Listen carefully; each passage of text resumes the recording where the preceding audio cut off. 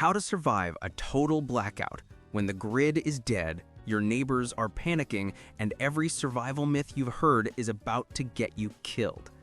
The power's been out for 3 days. No lights, no heat, no internet to Google what now, just you, the dark, and a head full of survival tips you picked up from some prepper forum or your uncle who thinks duct tape fixes everything. Bad news. Most of those tips, they're garbage. Worse than garbage, they're traps. The difference between surviving and becoming a cautionary tale is knowing which advice to ignore. It's time to unlearn the lies before they unlearn you. Myth 1. Candles are your friend. Sure, they're cozy, romantic even, until you fall asleep and wake up to your apartment doing its best impression of a Viking funeral. Candles eat oxygen. They drip hot wax everywhere, and they tip over if you so much as breathe wrong. You're not in a Jane Austen novel, you're in a blackout. You need light that doesn't want to kill you. So grab some cooking oil, vegetable, olive, whatever's in the back of your cupboard. Find a small glass jar and fill it halfway. Take a strip of cotton, from an old t-shirt, a shoelace, even a tampon wick if you're desperate, and dunk it in the oil. Let it soak completely. Drape it over the rim so one end sits in the oil and the other hangs out. Light the exposed end. Congratulations, you just made an oil lamp. It burns for hours, it won't tip easily, and it won't turn your studio into a crematorium. The oil feeds the flame through capillary action, the same physics that lets trees drink. Science doesn't care if the world ended. Myth 2. Drink snow. It's just frozen water. Wrong. It's frozen hypothermia with a side of regret. Eating snow lowers your core temperature. Your body has to burn precious calories just to melt it in your stomach. Calories you don't have. You are not a polar bear. You're a human who's been surviving on stale crackers for 2 days. Find a metal container. It doesn't matter what, a soup can, an old pot, a hubcap if you're feeling creative. Pack it with snow. Hold it over your new oil lamp or any heat source you've got. Let it melt. Drink the water only once it's liquid and lukewarm. Your body says thank you, your core temperature stays stable. Bonus, if you're near a contaminated area, boil it first. Heat kills most pathogens. Not radiation, nothing kills radiation except time, but it will kill the bacteria and viruses that'll have you wishing the blackout was your only problem. Myth 3. Stay inside. Conserve energy. Wait for help. Help isn't coming, or it's coming slow, or it's coming for someone else first. Staying inside sounds smart until you realize your apartment is now a freezer and you're the popsicle. Insulation works both ways. It keeps heat in, but if there's no heat to keep, you're just sealed in a cold box. You need to move. Create a survival nest in the smallest room you have. A bathroom, a closet. A smaller space means less air volume to heat with your own body. Pile blankets, coats, towels, anything fabric. Layer the floor first. Cold rises from below. Then the walls if you can. Stuff the gaps under doors with rolled up clothes. You are building a human burrito fort. Get inside. Your own body heat will slowly warm the tiny space. You're a 98.6 degree furnace. Use it. And if you have other people, huddle, share body heat. Yes, it's awkward. Yes, it's survival. Your pride doesn't generate BTUs. Myth 4. Flashlights are essential. Hoard batteries. Batteries die. Flashlights break. You drop one in the dark, it rolls under the couch, and now you're crawling around like a blind mole. You need light that doesn't depend on a supply chain that collapsed 3 days ago. Find a plastic bottle, water, soda, anything clear. Fill it with water. Add a tiny drop of bleach if you've got it. It makes the water clear, helping it glow brighter. Now, take your phone, turn on its flashlight, and place the bottle right on top of the light, face down. The water refracts and diffuses the beam. One focused point of light becomes a lantern that illuminates an entire room.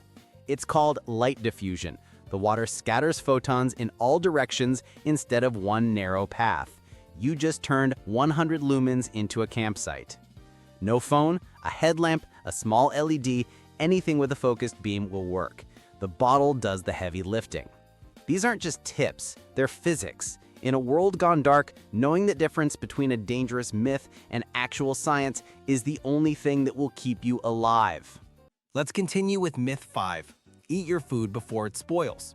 Absolutely not. Panic eating is how you end up with nothing on day 4 and a stomach that hates you.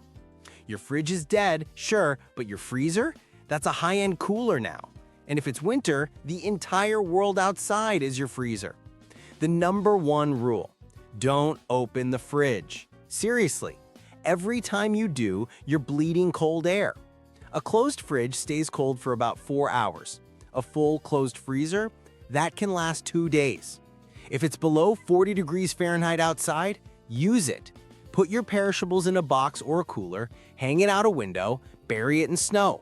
Animals might show up, so secure it. Rope, bungee, whatever you got. You're using nature's refrigeration. No power needed. Eat perishables first: dairy, meat, leftovers, then frozen, then and only then canned and dry goods. You need to ration like you're on a sinking ship, because you are. Okay, myth 6.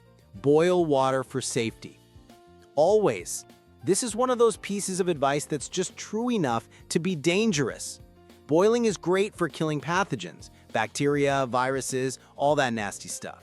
But it does nothing for chemicals, heavy metals, or radiation. If the blackout was caused by something that rhymes with nuclear disaster, boiling your water won't save you. You're just making hot poison. So what do you do if you suspect contamination? You distill it. Find 2 containers, one for the dirty water, one for the clean.